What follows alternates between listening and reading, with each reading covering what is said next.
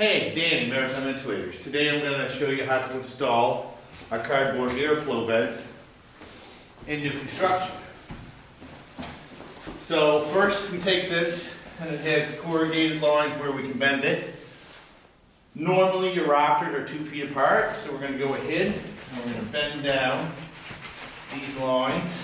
And what we do is we install this so that it stops insulation from blowing out into your soffit and lets airflow continue up into your attic.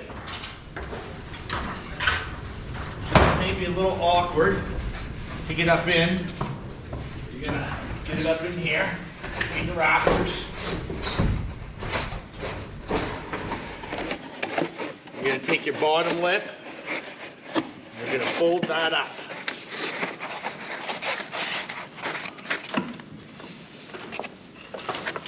Now,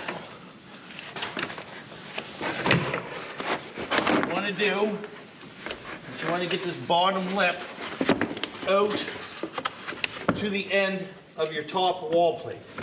So this is your top wall plate.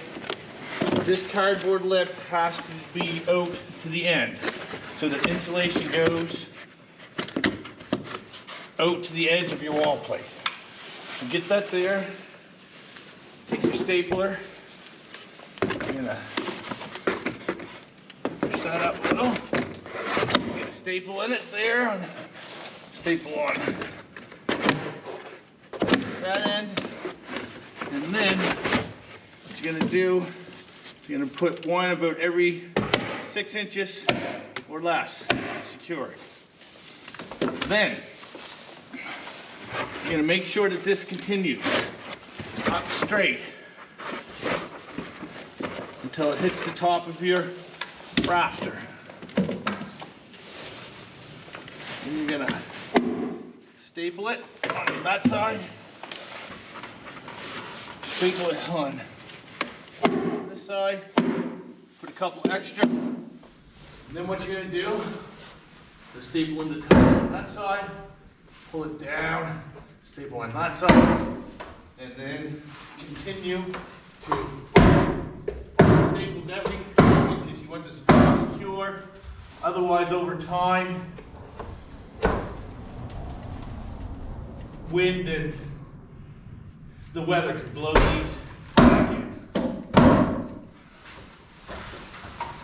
what you're going to do is you're going to take tuck tape and you're going to tape these little holes so your insulation does not blow out into your soffit.